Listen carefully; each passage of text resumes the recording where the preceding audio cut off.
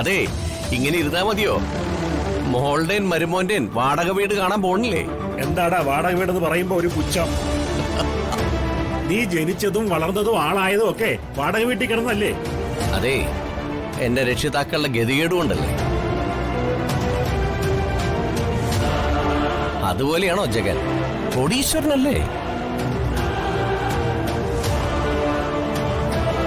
കോടികൾ കൊയ്തു വരാമെന്ന് മോഹിപ്പിച്ചല്ലേ നിങ്ങളവളെ ജഗന്റെ കൂടെ അയച്ചു?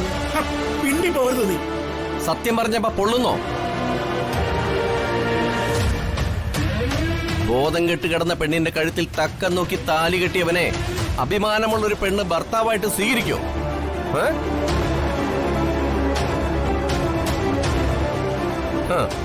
വന്ദനയ്ക്ക് അഭിമാനവുമില്ല, ഒരു മാനവുമില്ല. വൃത്തികെട്ടവനെ.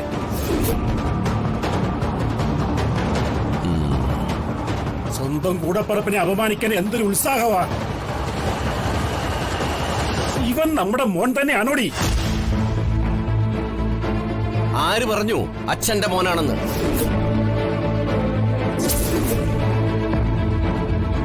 അങ്ങനെയായിരുന്നെങ്കിലേ പെൻഷൻ കിട്ടിയതിന്റെ ഒരു പങ്ക് എനിക്കും കൂടി തരുമായിരുന്നല്ലോ. പ്രകാശേട്ടാ, എന്താ ഇത്? പണമെല്ലാം ആ മുടിയനായ പുത്രന് വാരിക്കോരി കൊടുത്തിട്ട് എന്തായി? എല്ലാം വെള്ളത്തിൽ വരച്ച വര പോലെയല്ലേ? പ്രകാശേട്ടാ മതി, ഒന്ന് വന്നേ. പറയാനുള്ള മുഴുവൻ പറഞ്ഞിട്ട് ഈ പ്രകാശൻ ഇവിടുന്ന് പോവും.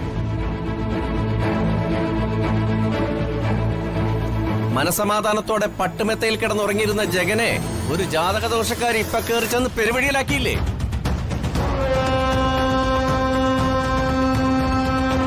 നീ അറിഞ്ഞില്ലേ? അവസാനം കടത്തിണ്ണയിൽ കിടന്നുറങ്ങും. അതും നിങ്ങൾ കാണേണ്ടി വരും.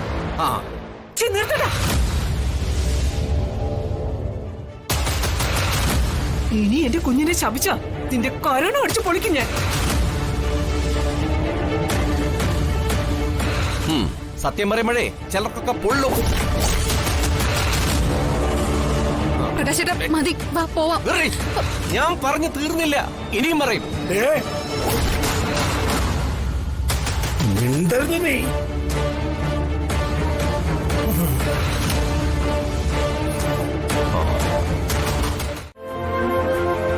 അല്ലേട്ടാ, നമസ്കാരം. ഇതാര്? ശിവപ്രസാദോ? ഓ, നീ ഇവിടേക്ക് ഉണ്ടോടെ? പിന്നെ ഞാൻ ഇവിടെ അല്ലാതെ എവിടെ പോയി? നമ്മളെയൊക്കെ അങ്ങ് മറന്നല്ലേ? അങ്ങനെയൊന്നും മറക്കില്ല. ഇരിക്കറിയാം, ഇരി. വേണ്ട, നമ്മുടെ സ്വന്തം സ്ഥലം, ഇരുന്നോ. വേണ്ട. അല്ലേട്ടാ, ഇതാ ഞാൻ പറഞ്ഞ സുഹൃത്ത് ജഗൻ. നമസ്കാരം. ഒരു 50,000 രൂപ ഫിനാൻസ് ചെയ്യണം. ഈടായിട്ട് ബുള്ളറ്റ് വരും. ശിവപ്രസാദേ, നിന്റെ സുഹൃത്ത് ജഗൻ കുറുപ്പ് സാറിന്റെ മകനല്ലേ? അദ്ദേഹത്തിന് ആവശ്യമുള്ള പണം ഞാൻ കൊടുക്കാം. പക്ഷേ ബുള്ളറ്റ് പണയമായി വേണ്ട. ബുള്ളറ്റ് എന്നല്ല, മറ്റൊന്നും പണയമായിട്ട് വേണ്ട. അല്ലാതെ തന്നെ എനിക്ക് വിശ്വാസമാണ്. ബുള്ളറ്റ് പണയപ്പെടുത്തി പലിശയ്ക്ക് പണം വാങ്ങേണ്ട ഗതികേടൊന്നുമുള്ള ആളല്ല ജഗൻ. ചില പ്രത്യേക സാഹചര്യങ്ങളല്ലേ ആളുകളെ ഇങ്ങനെയുള്ള സാഹചര്യങ്ങളിൽ എത്തിക്കുന്നത്. ജഗൻ ആവശ്യപ്പെട്ട തുകയും ബുള്ളറ്റും കൊണ്ടുപോവാ. ഈ ഫിനാൻസ് ഒക്കെ നടത്തുന്നവർക്കേ പല ബുദ്ധിമുട്ടുകളും ഉണ്ടാകാറുണ്ട്. 2-3 കൊല്ലങ്ങൾക്ക് മുമ്പ് ഇൻകം ടാക്സ് റെയ്ഡിന് വന്നപ്പോ എന്നെ രക്ഷിച്ചത് കുറുപ്പ് സാറാണ്. താങ്കൾക്ക് എന്നോടുള്ള സ്നേഹത്തിനും വിശ്വാസത്തിനും വളരെ നന്ദിയുണ്ട്. പക്ഷേ പണയം വാങ്ങാതെയുള്ള പണം ഞാൻ സ്വീകരിക്കില്ല. പണയവും പലിശയും നിർബന്ധമായിട്ട് വാങ്ങിയിരിക്കണം. അല്ലെങ്കിൽ വാശിപ്പ നമുക്ക് വേറെ നോക്കാം. അങ്ങനെ പിണങ്ങി പോരുത്.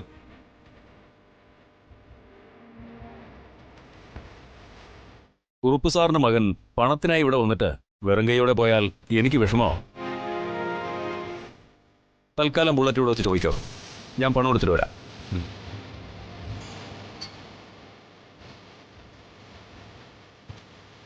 ശിവ, പണയമില്ലാതെ പണം വേണ്ടെന്ന് പറഞ്ഞത് പുള്ളിക്കാരന് ഇൻസൾട്ടിങ് ആയോ? ഹേയ്, അത് സാരമില്ല, കാര്യം നടന്നല്ലോ.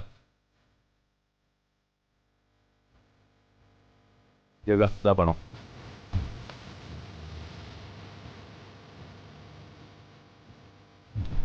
താങ്ക്സ്. വെൽക്കം. ചേട്ടാ RC ബുക്കും TFOം ഒപ്പിട്ടതും വണ്ടിയുടെ മുന്നിലെ ബാഗിൽ വെച്ചിട്ടുണ്ട്. ജഗൻ എപ്പോ വേണമെങ്കിലും വന്ന് ബുള്ളറ്റ് എടുക്കാം. എന്നാ നമ്മളങ്ങോട്ട് ഇറങ്ങട്ടെ. ഓ ശരി പോ.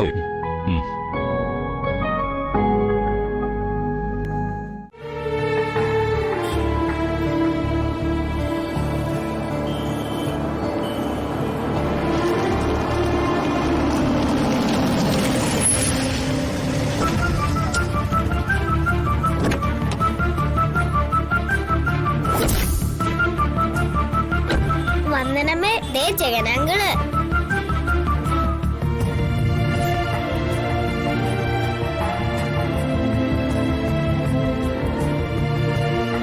ഞാൻ ഒത്തിരി വൈകിയോ? ഒരുപാട് വൈകി. ആ, ശിവപ്രസാദനെ അറിയില്ലേ? ആ അറിയാം. അങ്കിളിന്റെ ബൈക്ക് എന്തേ?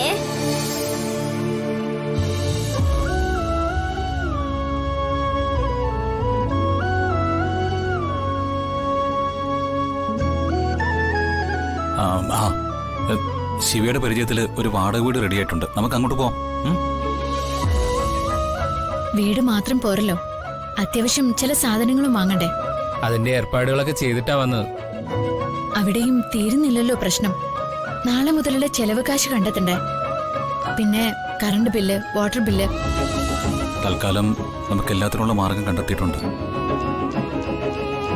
ജഗ, അത് വന്ദനയും ദീയും സംരക്ഷിക്കേണ്ടത് എന്റെ ചുമതലയാണ്. എന്തൊക്കെ ചെയ്തിട്ടാണെങ്കിലും ഞാനത് ഭംഗിയായിട്ട് നിറവേറ്റും. ഇത് ജഗന്റെ വാക്കാ.